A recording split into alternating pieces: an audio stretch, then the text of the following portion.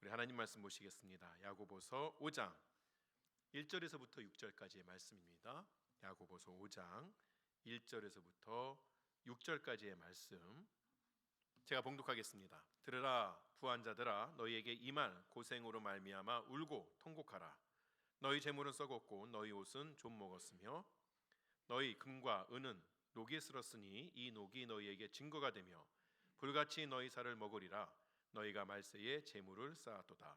보라, 너희 밭에서 추수함 품꾼에게 주지 아니한 삭시 소리를 지르며 그 추수한 자의 우는 소리가 만군의 주의 귀에 들렸느니라. 너희가 땅에서 사치하고 방종하여 살육의 날에 너희 마음을 살찌게 하였도다. 너희는 의인을 정죄하고 죽였으나 그는 너희에게 대항하지 아니하였느니라.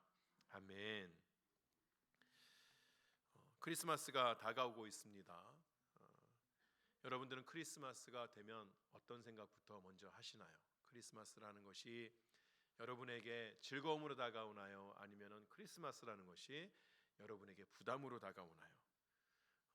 사람들은 크리스마스를 여러 가지 그런 상황에서 또 여러 가지 마음을 가지고 대하기도 하고, 또 그러한 크리스마스 성탄에서 일어난 여러 가지 일들, 또 여러 가지 그런 성탄에 대한 생각들이 문학 작품이나 또는 영화나 연극이나 이런 것에서도 나타나는 것을 볼 수 있습니다. 할리우드 영화에서도 성탄에 대한, 성탄을 주제로 한 그러한 영화들이 꽤나 많이 있습니다. 여러분은 어떤 것들을 보셨는지 모르겠는데 이 34번가의 기적이라는 아주 클래시컬한 그런 영화도 있고, 나 홀로 집에, 이 영화 원제로는 홈얼론 같은 코미디 영화도 있습니다. 이 성탄이라는 것이 딱 드러나지 않지만 성탄을 배경으로 하는 일이 있는데, 배경으로 한 영화들도 꽤 많이 있는데, 제가 재밌게 본 것 중에는 브루스 윌리스가 주인공인 다이하드. 남자분들은 보셨는지 모르겠는데 꼭 다이하드는 그 크리스마스 전날 무슨 일이 일어나서 크리스마스 새벽에 일이 다 해결이 돼요. 그런 영화도 있고, 여러분 오래전에 보셨을 만한 E.T. 외계인 나오는 E.T.를 보셨나요? E.T.가 사실은 이 예수님하고 얼마만큼이나 연관성이 있느냐를 논란이 많이 돼 왔었는데, 그 이유 중에 하나가 뭐냐면 E.T.가 처음 발견된 곳이 마치 예수님께서 마구간에서 태어난 것처럼 헛간에서 발견되기도 합니다. E.T.는 사실 그거 말고도 여러 가지가 있습니다. E.T.를 만났던 그 남자 주인공 엘리엇의 어머니의 이름이 메리입니다. 예수님 엄마 이름하고 똑같기도 하고, E.T.가 치유하는 사역 있죠? 손가락 탁 대면 낫기도 하고, E.T.가 죽었다가 살아난 게 며칠 만일까요? 3일 만입니다. 거기에다가 E.T.가 하늘로 올라가면서 알비베. 이것 때문에 제가 이제 대학교 때 뭐 한참 그런 뭐 문화 사역들이 나왔는데 E.T.가 사단의 작품이다 아니다 이런 말들이 있었는데, 확실하게 예수님을 그 스티븐 스필버그 감독이 이제 만들었는데 예수님을 어떤 그런 모티브로 해서 만든 것만큼은 사실인 것 같아요. 그게 정말 악한 마음으로 만들었냐 선한 마음으로 만들었냐 그밖에 모르겠죠. 그렇게 여하튼 이 영미 문화권에 있어서 여러 가지 그러한 작품들이 성탄을 주제로 한 것들이 참 많이 있습니다. 근데 그런 것들 중에서도 정말 유명한 것 중에 하나가 크리스마스 캐롤이라는 영화가 있습니다. 이 크리스마스 캐롤이라는 영화는 영국의 소설가였던 찰스 디킨스라는 사람이 쓴 원작 소설을 가지고 영화를 만든 것입니다. 영화로도 만들어졌지만 영국으로도 많이 되어져 있고, 혹시나 여러분 가운데는 어렸을 때 문학의 밤 때 이것을 연극하셨을지도 모른다 하는 생각도 들기도 합니다. 근데 이 찰스 디킨스라는 그 작가가 살았던 19세기의 영국은 이제 역사적으로 보게 되면 18세기의 산업혁명이라는 것들이 일어나게 되죠. 방직기기가 발전이 되고 또 증기기관이 만들어지면서 아주 급속도로 산업화되는 그러한 일들이 일어나게 됩니다. 근데 그런 산업화가 되면 항상 좋은 것도 있지만 실제로는 그 산업화가 되면서 윤리적인 부분은 그 산업화를 따라가지 못했기 때문에 여러 가지 사회적인 병폐가 일어나는 그러한 때가 돼 있는 것이죠. 그래서 이 찰스 디킨스는 이 자신의 그 소설, 오늘 우리가 보고 있는 크리스마스 캐롤뿐만 아니라 올리버 트위스트라는 그러한 여러 소설을 통하여서 그가 살았던 그 사회의 사회적인 병폐, 또 그 산업화 자본주의 아래서 아주 힘들게 살아가고 있는 사회적인 약자에 대한 이야기를 자신의 소설에 담습니다. 그래서 영국의 아주 유명한 문호였던 톨스토이나 도스토옙스키 같은 그러한 사람들은 이 찰스 디킨슨으로부터 영향을 많이 받아서 자신의 삶에 있어서도 기독교적이면서도 약자를 돌보는, 약자에 대한 그러한 이야기들을 많이 쓴 것을 볼 수 있습니다. 이 찰스 디킨슨은 죽어서도 영국의 유명한 사원인 웨스트민스터, 왕들이 묻힌다고 하는 그 웨스트민스터 사원 묘지에 묻히는 영광을 누리게 되었고, 또 그의 묘비에는 가난하고 고통받는 박해받는 자들의 동정자라는 그러한 글귀가 써 있기도 하다고 합니다.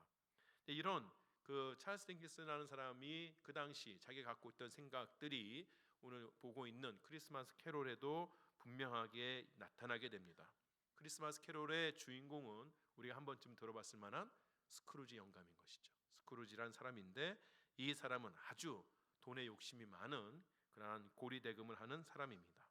이 사람은 돈을 움켜쥐기 위해서 자기와 갖고 있는 그런 모든 관계들을 다 끊어나가고 크리스마스를 세상에 가장 할 일 없는 날로 그렇게 여기는 사람이었던 것이죠. 그런데 그 성탄 전날 밤에 자신의 동업자였던 일찍 죽은 이 말린이라는 사람이 유령으로 나타나게 되고, 그 유령의 손에 이끌리게 되면서 자신의 과거, 현재, 미래를 보고 어떻게 된다? 결국 마음 고쳐먹고 가난한 사람도 돕고 그리고 관계들도 회복한다는 해피엔딩으로 끝나는 것이 바로 이 크리스마스 캐롤입니다. 여러분 잘 기억 안 나시면 이번 크리스마스 때 가족들하고 함께 다 이렇게 보셔도 좋을 것 같아요.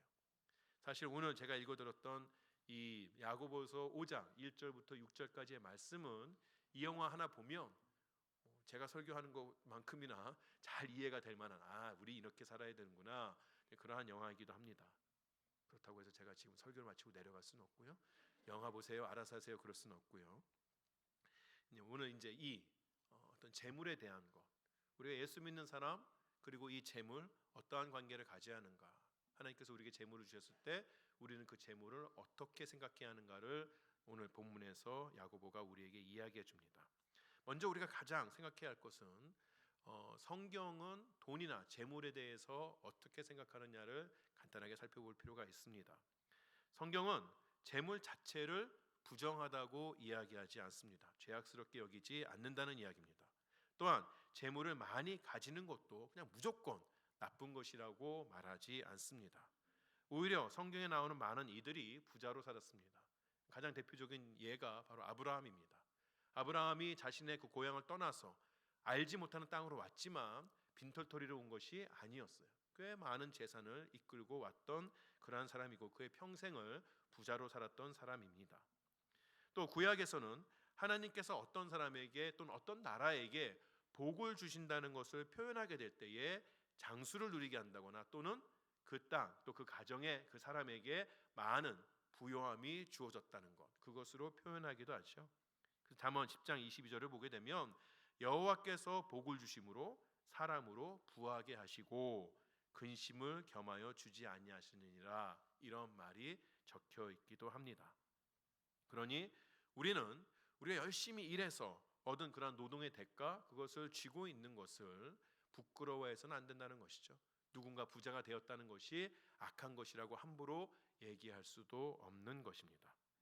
그런데 성경은 또 재물에 대해서 매우 부정적으로 말하기도 합니다. 사실 재물이란 것은 우리에게 있어서 어떠한 것보다도 위험한 존재입니다. 사람들은 재물을 가짐으로 인해서 생기는 죄악에 대해서 매우 둔감합니다. 또 사람들은 자신들이 가지고 있는 죄, 탐욕스러운 죄, 재물로 얻어진 죄를 아주 예쁘게 포장하는 기술을 가지고 있기도 합니다. 티모시 켈러 목사가 한 책에서 이러한 탐욕 또는 돈에 대해서 이야기를 하면서 자신의 경험을 나누는 것이 있습니다. 언젠가 자신이 그 성경에 나오는 7가지 죄악에 대해서 세미나를 열고 매주마다 한 주제씩 이어져 나아갔다고 합니다. 그런데 자신이 교만이나 분노 또는 성욕 이런 것들에 대해서 세미나할 때는 그 세미나하는 방이 가득가득 찼는데 돈, 탐욕 이것에 대해서 세미나하는 그 주간에는 그 방이 텅텅 비어 있다는 것이에요. 왜일까요? 사람들은 자기가 그렇게 재물에 대해서 탐욕스럽다고 생각하지 않기 때문에 그래요. 이 티모시 켈러 목사님이 목회를 지금 이제 리타이어하고 돌아가셨지만 자신이 목회를 하는 그 오랜 기간 동안에 수많은 사람들이 자신에게 와서 상담을 받았는데 앞에서 말한 어떤 분노라든가 어떤 관계라든가 성욕이라든가 이런 것들을 통하여서 많은 상담을 받았는데 자신이 재물에 대해서 너무 탐욕스럽다고 와서 상담받은 사람은 극히 일부에 지나지 않았다고 그렇게 이야기합니다. 사람들은 대부분 자기는 그렇게 탐욕스러지 않고 자기는 주어진 재물을 잘 관리하고 있다고 생각하는 것이에요. 이런 사람들의 생각은 재물이 가지고 있는 힘에 대해서 무시하는 것입니다. 우리가 가지고 있는 재물은 우리의 생각보다 훨씬 더 많이 우리를 유혹에 빠뜨리고 우리 자신을 허물고 있는 것을 사실 사람들이 생각하지 못하는 것이에요. 재물은 실로 보암직도 하고 먹음직도 한 것이죠. 사랑할 만한 가치가 있다고 생각하게 만듭니다. 그래서 바울은 돈을 사랑하는 것이 일만하게 뿌리가 된다고 말합니다. 우리가 이런 성경이 말하고 있는 재물에 대해서 정리를 해보자면, 성경은 재물에 대해서 정직하고 공의로운 재물은 하나님께서 우리에게 복으로 주시는 것이지만, 그러나 그 재물이 우리의 사랑이 되어서는 안 된다고 말합니다. 제가 조금 전에 말씀드린 그 문장에서 중요한 것은 재물이 정의롭고 공의로운 것이어야 하는 것이고, 또 돈이 사랑의 대상이 될 수 없다는 것이에요. 하나님께서 우리에게 재물을 주신 것은 그분을 사랑하고 그분의 뜻에 따라서 이웃을 사랑하는 것이지, 재물 그 자체를 사랑하고 거기에 얽매여 있으면 안 된다고 말하는 것이죠. 그런데 왜 우리 그런 말 있지 않습니까? 사랑에 눈이 먼다고. 사람들은, 세상은 쉽게 재물을 사랑하고 그 사랑하는 마음 때문에 눈이 멀게 됩니다. 눈만 머는 게 아니라 사실은 오감을 다 잃어버리는 그러한 상태에 놓이게 되는 것이죠. 오늘 우리가 사는 세상도 그랬고, 야고보가 살았던 1세기의 세상도 그랬습니다. 그런 세상에 하나님께서는 야고보를 통하여서 아주 강력한 경고를 교회에 주시는 것이죠. 오늘 이 말씀도 지난주와 마찬가지로 들으라고 시작을 합니다. 들으라는 단어로 시작을 하는 것을 볼 수 있습니다. 지난주에 들으라라는 그런 말씀은 야고보가 교회에 외치는 말이라고 설명을 드렸습니다. 그런데 오늘 이 본문의 들으라는 도대체 누구에게 말하는 것일까? 이것에 대해서 여지까지도 논란이 되고 있습니다. 야고보는 세상에 대해서 말하는 것일까? 아니면 교회에 대해서 말을 하는 것일까? 그런 논란이 있는 것이에요. 오늘 본문 1절을 보면 들으라 부한 자들아 라고 나옵니다. 이것만 보게 된다면 야고보가 지금 이야기하는 것은 교회에게 말한다기보다는 오히려 세상에 대해서 말한다고 볼 수 있는 것이죠. 그것도 세상에 있는 모든 부자들에게 이야기하는 것이 아니라 말씀드린 것처럼 불의한 방법으로 재물을 모으고 또 불의한 방법으로 재물을 사용하고 있는 자들에게 외치는 말이라고 이야기할 수 있습니다. 그런데 왜 야고보는 세상에 있는 부자들에게 외치는 그 말씀을 지금 교회에 주고 있는 것일까요? 왜 세상에 나가서 거리에서 말하지 아니하고 왜 교회 안에서 이야기하고 있는 것일까요? 야고보는 세상의 부자들을 바라보는 우리의 마음을 알기 때문에 그렇습니다. 우리는 세상의 불의한 부자들을 보면서 손가락질을 하지만 사실 마음 한구석에는 그들과 같이 되고 싶어하는 마음이 있다는 것이에요. 왜 나는 저렇게 못 살까? 왜 나는 저만큼은 가지지 못할까? 그러한 마음이 있다는 것이죠. 칼빈은 이 부분을 해설하면서 믿음의 사람들이 부유한 자들의 비극적인 파멸에 가담하지 않고 그들의 형통을 부러워하지 않기를 참으로 바라는 마음으로 야고보가 지금 세상에 외칠 그 이야기를 교회에도 외치고 있다고 그렇게 설명을 했습니다. 그렇기 때문에 우리는 야고보가 부자들에게 외치는 말이라고 해도 귀를 기울여서 잘 들어야 하는 것이에요. 우리의 어리석은 마음이 죄인의 길에 서지 않도록 하기 위해서입니다. 나는 부자가 아니니까 목사님 저는 그렇게 재물을 많이 가져가지고 걱정할 정도가 좀 돼봤으면 좋겠어요. 그렇게 말할 것이 아니라 오늘 이야기는 나 말고 저 사람한테 하는 거구나 그렇게 들을 것이 아니라 우리 안에 있는 탐심, 그 탐심에 대해서 하나님께서 말씀하시는 것이라 생각하고 그 탐심을 제거할 수 있는 그러한 시간이 되어야겠습니다. 그런 마음으로 우리가 이제 말씀 한 절 한 절씩 보겠습니다. 1절에서 야고보는 부자들에게 앞으로 그들에게 임할 고생 또는 비참한 일을 생각하고 울면서 통곡하라고 이야기합니다. 앞에서 말씀드린 것처럼 돈을 사랑하게 되면요, 그 돈에 의해서 눈이 멀게 됩니다. 눈이 멀게 되면 자기 자신에게 있는, 또 자기 주위에 있는 그 어떤 것도 제대로 보지 못하고 조만간 자기에게 올 그러한 날들도 판단하지 못하는 그런 아주 비현실적인 삶을 살게끔 되는 것이에요. 어느 순간 정신 차리고 보니 이미 때는 늦었지만 자신에게 처한 것이 비참한 날들이 직면해 있다는 것이죠. 그럼 도대체 돈을 사랑함으로 인하여서 우리의 눈은 무엇에 멀게끔 되는 것일까요? 우리의 눈은 봐야 하지만 돈을 사랑함으로 보지 못하는 것들이 어떤 것들이 있을까요?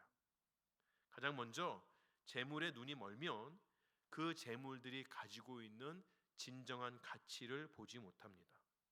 야고보는 부자들이 가진 재물이 썩었고 옷은 조금 먹었으며 금과 은은 녹이 슬었다고 이야기를 합니다. 사실 우리는 은연중에 우리가 가진 것들이 우리의 삶을 영원토록 지켜줄 것처럼 그렇게 생각하고 삽니다. 하지만 우리가 가진 그 모든 것들은 다 시간이 지나면 가치를 잃어버리거나 또는 그 가치가 없어지거나 그 자체가 사라지는 것을 볼 수가 있어요. 다른 일 앞에서 우리의 자존심을 세워주는 그런 물질들이, 재물들이 얼마나 그 역할을 감당하나요? 아이들은 새로 전화기가 이렇게 딱 나오게 되면 새로 나온 전화기 갖고 싶어 하죠. 업그레이드된 전화기 다 갖고 싶어 하고, 운 좋게도 부모가 그 전화기를 딱 사주면 학교를 다 가지고 가서 괜히 그 앞에 막 전화를 한다거나 전화기를 들어서 흔든다거나, 굳이 사진 찍을 일이 없는데도 불구하고 사진을 막 찍으면서 카메라가 업그레이드 됐다든지 막 이런 소리 하기 시작하는 거죠. 또 다른 애들 부러워하죠. 우와, 나는 언제 저런 거 한번 가져보나. 근데 그 자랑함이, 그 뿌듯함이 얼마나 가나요? 아무리 길어봐야 1년 갑니다. 1년 뒤에는 다 그게 옛날 거일 뿐이에요. 그 다음부터는 업그레이드 하거나 업그레이드 못하면은 구차한 변명을 늘어놓기 시작하는 거죠. 요번에 새 거 나왔는데 별거 없어. 뭐 내가 가진 거랑 다를 바가 없어. 억지로 막 그 가치를 이어나가려고 하는 것이죠. 여러분, 금과 은이 영원할 것 같지만, 그리고 또 그것이 우리에게 많은 것들을 해줄 수 있지만 사실 그렇지 못합니다. 여러분이 어떻게 하다가 무인도에 금괴가 가득 든 가방 하나를 가지고 탁 떨어졌습니다. 여러분에게 중요한 게 그 가방 안에 든 금괴일까요? 생수 한 통일까요? 금이 중요한데요? 금이 아무리 많다고 그래도 우리의 목마름을 해결해 주지 못합니다. 물론 뭐 여기서야 해결해 줄 수 있겠죠.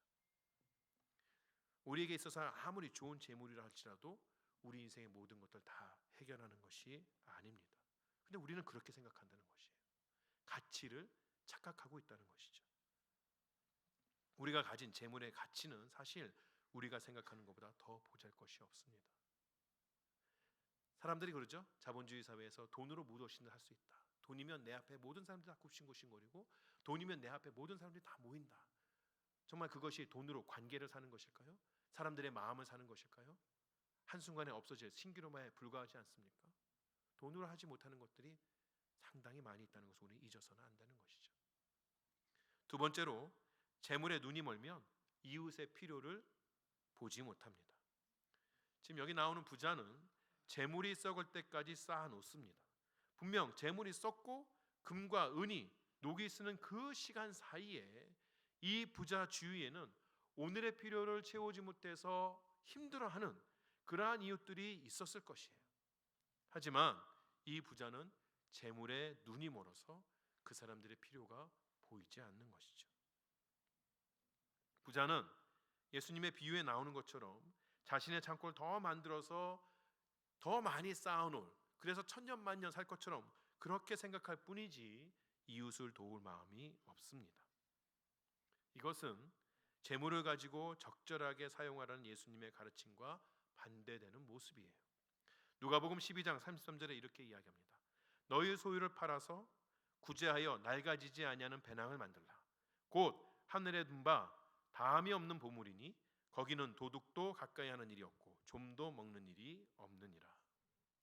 예수님께서는 구제를 하는 것이 낡아지지 않는 배낭을 만드는 일이라고 이야기해요. 하늘에 있는 나의 창고를 채우는 일이라고 하는 것이죠.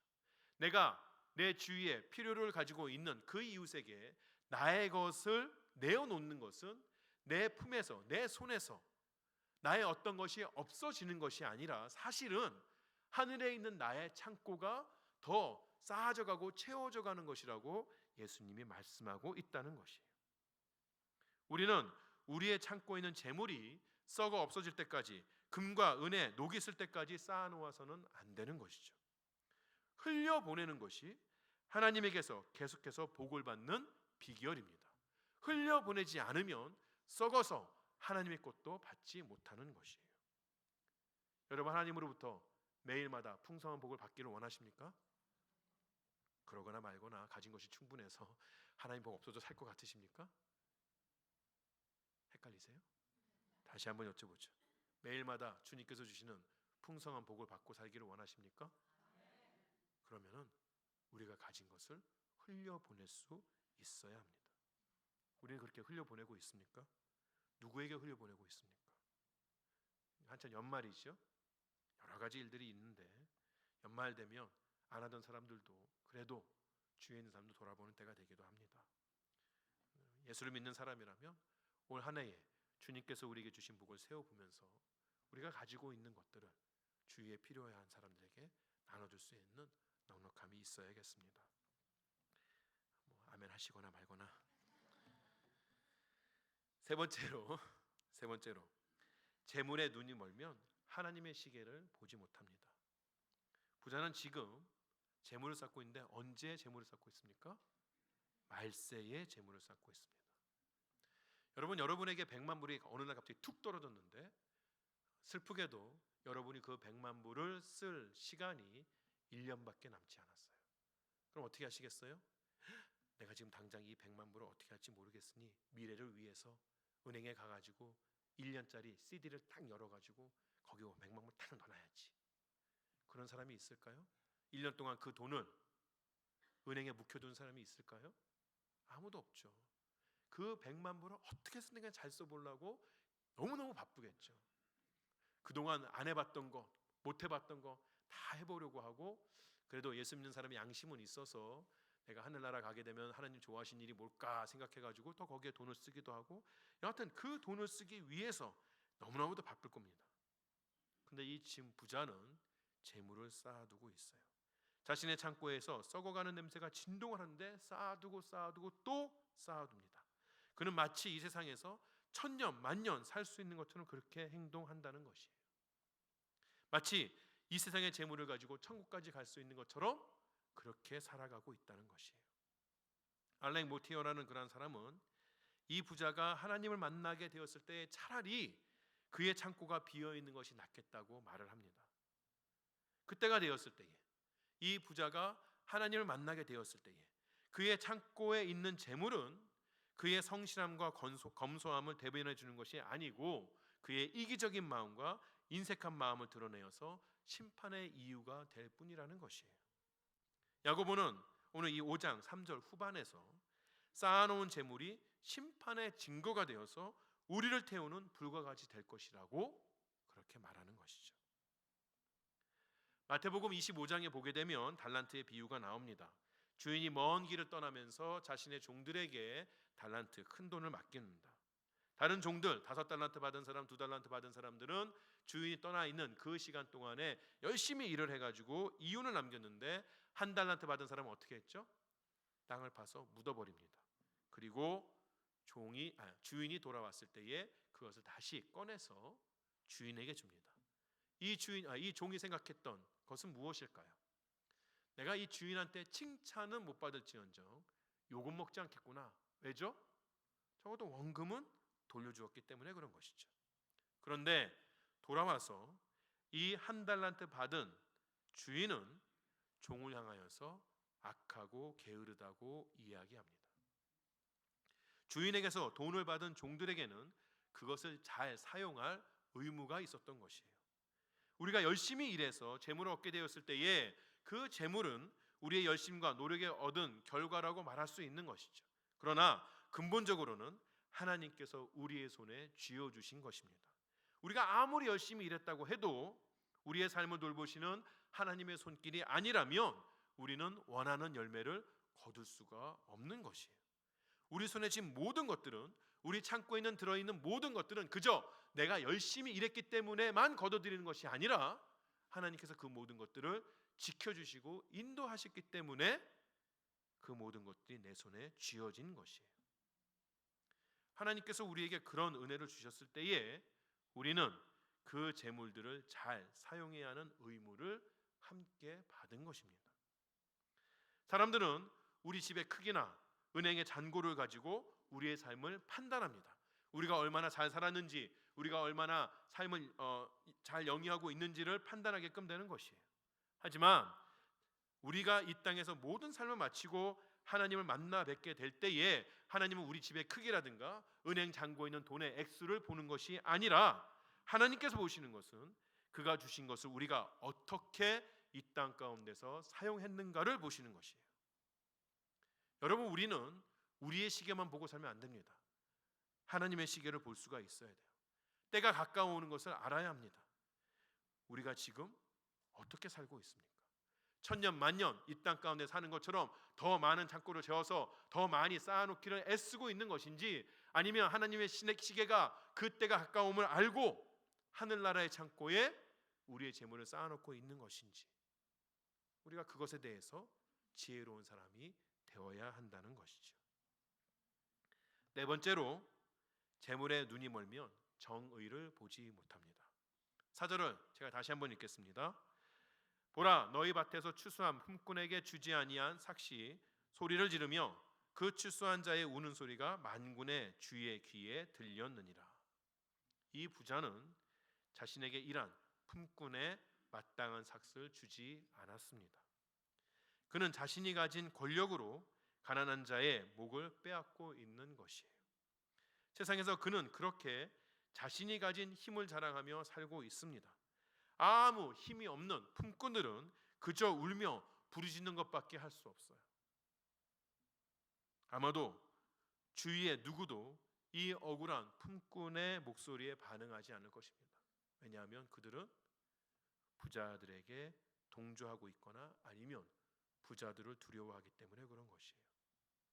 아무도 그 품꾼의 부르짖음을 듣지 않을 때에 하나님께서는 들으십니다.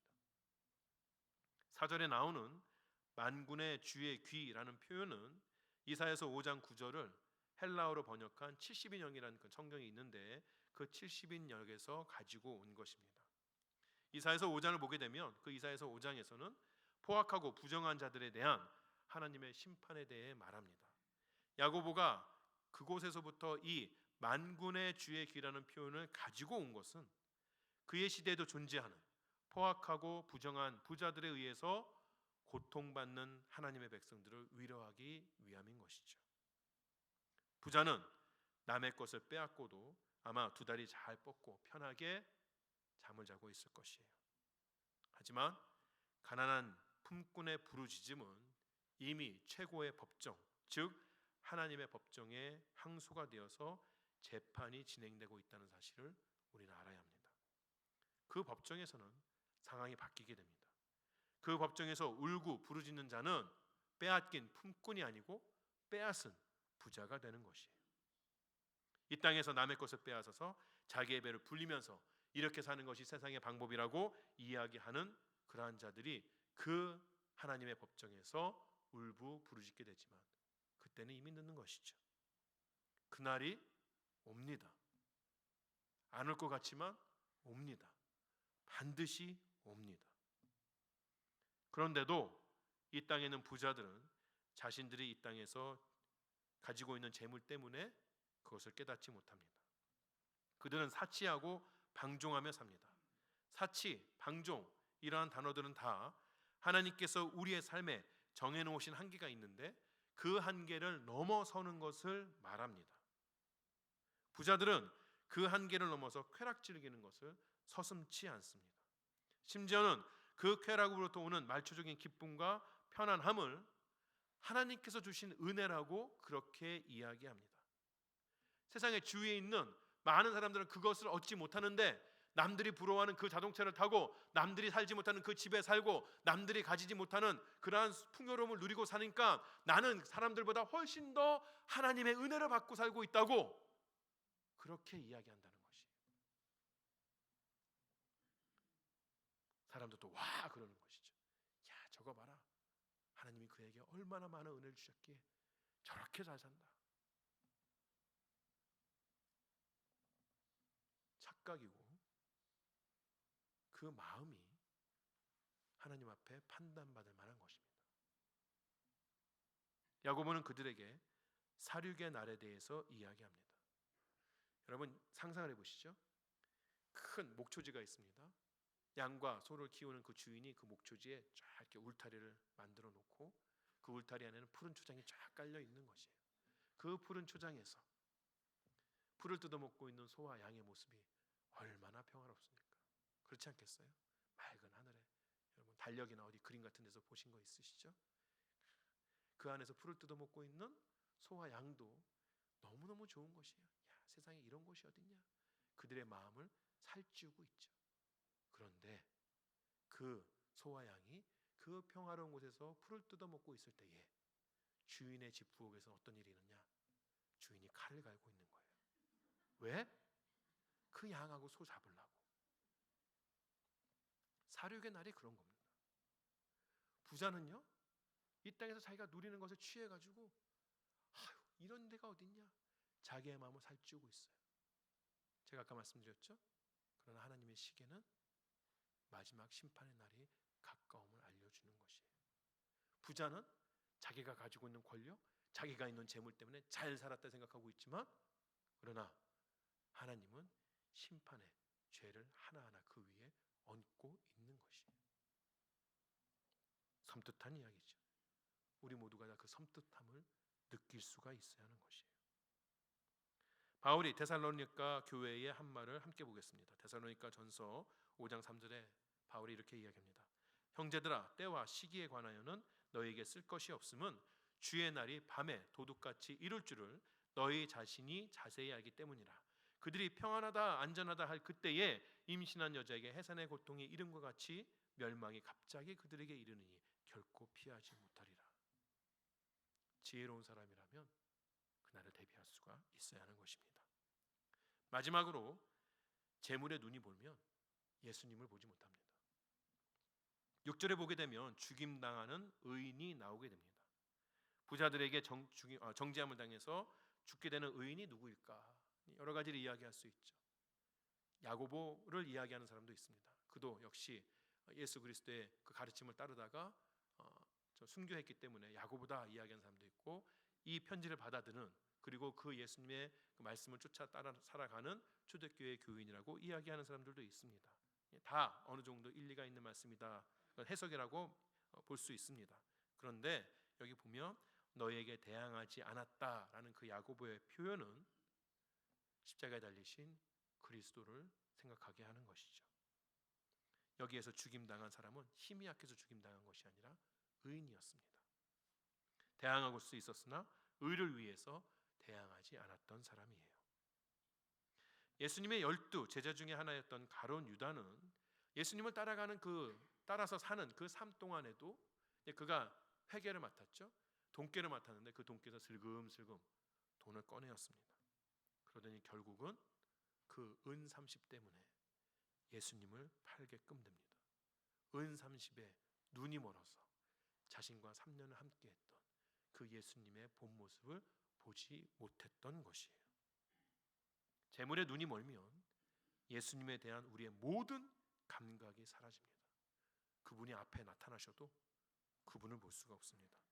그분이 우리에게 말씀하셔도 그 소리가 들리지 않습니다. 그분이 우리의 손을 이끄셔도 그 인도하심을 알지 못합니다. 마태복음 6장 24절에 이렇게 말합니다. 한 사람이 두 주인을 섬기지 못할 것이니 혹 이를 미워하고 저를 사랑하거나 혹 이를 중히 여기고 저를 경히 여김이라. 너희가 하나님과 재물을 겸하여 섬기지 못하느니라. 재물을 향한 마음은 우리를 하나님으로부터 멀어지게 합니다. 하나님과 우리 마음의 소원이 그렇죠? 하나님과 재물이 한 곳에 서 있었으면 좋겠어요. 그러면 하나님을 향해서 가는 나의 발걸음이 재물을 향해서 가면 얼마나 좋겠어요. 안타깝게도 재물과 하나님은 서로 다른 방향에 서 있는 것이에요. 우리의 삶을, 우리 몸을 반으로 가르지 않는 한, 그러면 반으로 가르지 않는 한 재물과 하나님을 같이 갈 수 없어요. 억지로도 그 재물과 하나님을 다 쫓기 위해서 우리의 몸을 반으로 가르면 어떻게 되죠? 어떻게 됩니까? 죽어요. 안 돼요. 가능하지 않습니다. 우리는 필연적으로 둘 중에 하나를 선택할 수밖에 없어요. 오늘 본문을 통해서 우리는 재물이 우리에게 얼마나 위험한 존재인가를 살펴보았습니다. 처음에 말씀드린 것처럼 우리가 가진 재물, 부는 다 하나님으로부터 온 것입니다.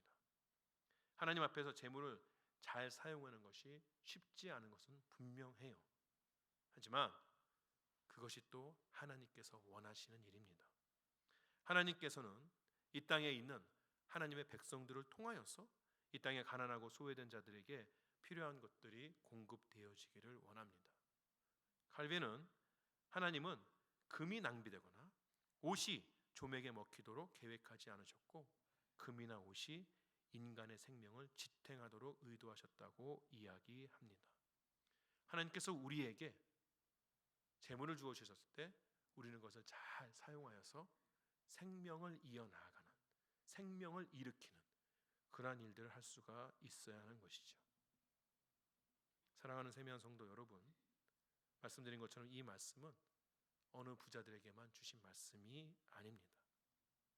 우리는 우리 마음에 있는 재물에 대한, 돈에 대한 탐심을 마치 없는 것처럼 그렇게 이야기해서는 안 되는 것이에요. 자본주의에 살면서 우리의 인생이 돈에 의해서 판단되고 또 그것에 의해서 우리 스스로를 나타내고자 하는 그 마음이 있다는 것을 억지로 외면해서도 안 되는 것이죠. 우리는 우리 앞에 솔직하게 나아갈 수 있어야 합니다.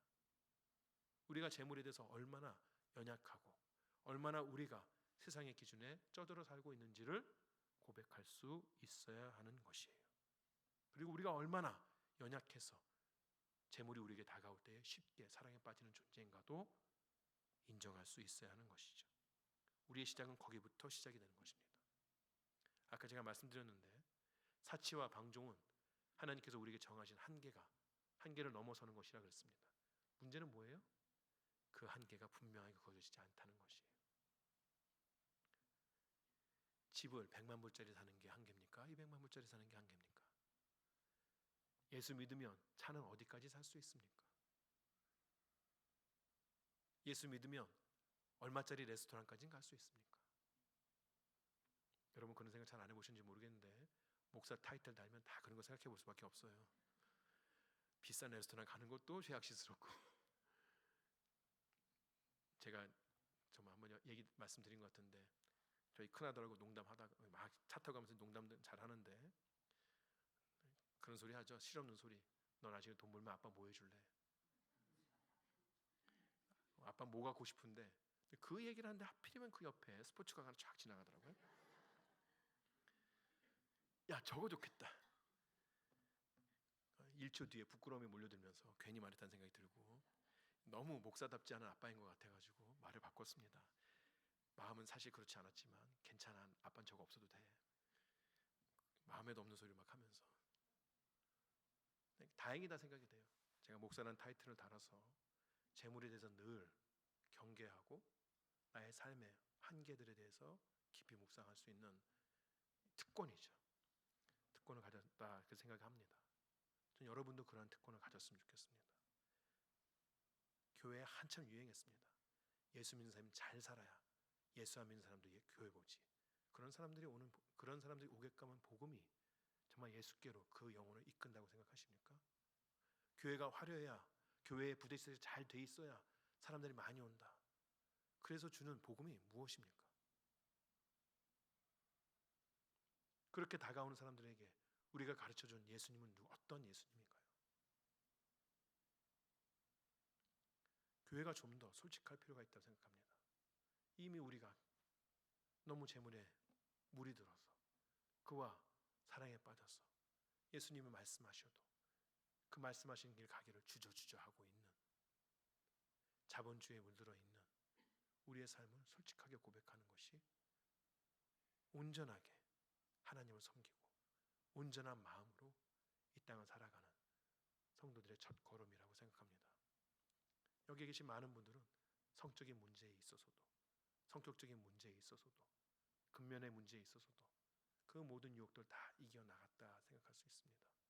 그러나 우리 중에 정말 이 부에 대한, 재물에 대한, 돈에 대한 유혹에서부터 자유로운 사람이 몇 명이나 될까요? 많이 가졌다 적게 가졌다가 아닙니다. 말씀드린 것처럼 적게 가졌어도 부자의 불의함을 보고 부러워한다면 우리에게 있어서 탐심이 크다 여겨지는 것이죠. 주를 의지하시는 여러분 되시기 바랍니다.